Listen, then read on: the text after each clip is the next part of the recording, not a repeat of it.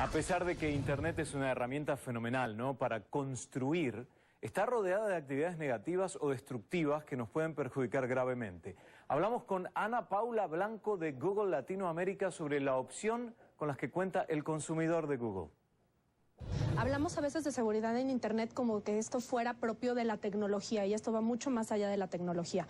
La tecnología lo que hizo fue que nos puso en la mano una herramienta para que recibamos una cantidad impresionante de conocimiento, de información y que la pongamos en práctica, pero también generó nuevos modos de enviar contenido. Y yo creo que una de las partes, y por lo cual hacemos un centro de seguridad, es enseñarle a estas distintas generaciones y cómo te aproximas a esta, que para algunos es nueva tecnología y que para otros es el día a día, ¿no? Tú le preguntas a un niño de 6 años, no se imagina la vida sin la computadora, sin un celular, sin una tableta. Vamos ahora de la teoría a la práctica. ¿Dónde se accede a algún punto de guía por parte de Google para aquellos que necesiten la guía? Es decir, lo que recién me estabas explicando, ¿cómo lo vemos tangiblemente en un lugar en la red? Google hizo un Safety Center, o un centro de seguridad, que lo encuentren así. En Google ponen Google Centro de Seguridad o Safety Center. Y pueden entonces entrar a una serie, una colección de tips, ¿no? De ideas que nosotros les damos de cómo cuidarse en Internet. Te voy a dar un ejemplo, ¿no?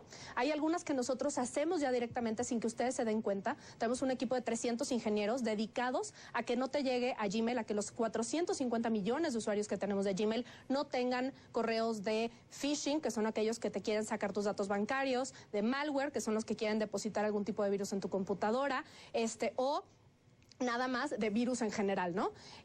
O aquellos que quieren sacar tu lista de contactos y venderla después como listas de a empresas o a terceros para que hagan con ellas cuestiones de negocios, etcétera. Entonces, eso no te das cuenta. Son 300 ingenieros dedicados a que esto pase.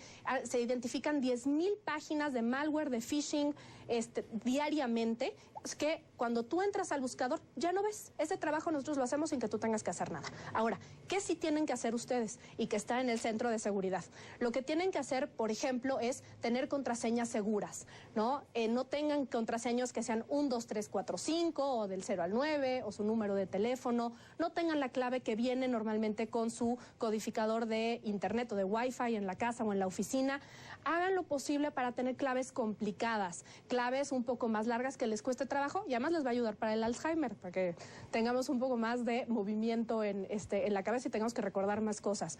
Lo otro, no compartan su clave. Hay una estadística fuerte que el 75% de niños entre 8 y 9 años comparte sus contraseñas. Contraseñas, uno, de portales o de plataformas a los que no debería estar accesando. Google Plus, por ejemplo, y otras plataformas de tipo social no permiten a menores de 13 años, pero a veces los papás, con tal de que los niños socialicen, les abrimos un perfil y les permitimos que entren y tengan una vida social cuando no están preparados todavía para vivir una experiencia en estas plataformas. Entonces, no compartan. No dejen que los niños usen cuando viene una restricción de edad. Por algo hay restricciones de edades, tanto en videos de YouTube como en plataformas para utilizarlas. 1 de cada 3 adolescentes comparte su clave, y esto hace que después, si se pelean con el novio, etcétera, pues se imaginarán, y ahí empieza a desencadenarse una serie de situaciones donde comparten información, ¿no? Ajá.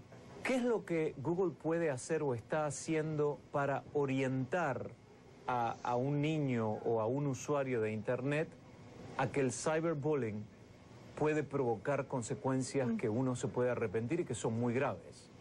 Responsabilidad corporativa, ¿no?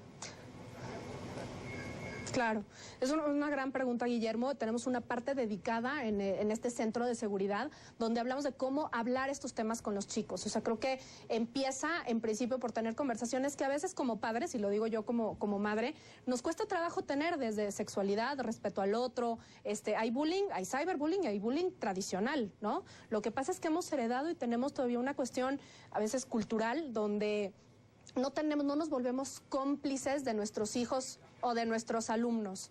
Tenemos que ser nosotros el primer punto de entrada, donde cuando algo está pasando allá afuera, donde hay una situación que vemos que nuestro hijo está deprimido o aislado o al revés, sumamente enojado, que está lastimando a otros, identificar estos momentos para acercarlos a nosotros y que la tecnología que tiene en sus manos no se vuelva una herramienta de destrucción, sino que se vuelva una herramienta de producción.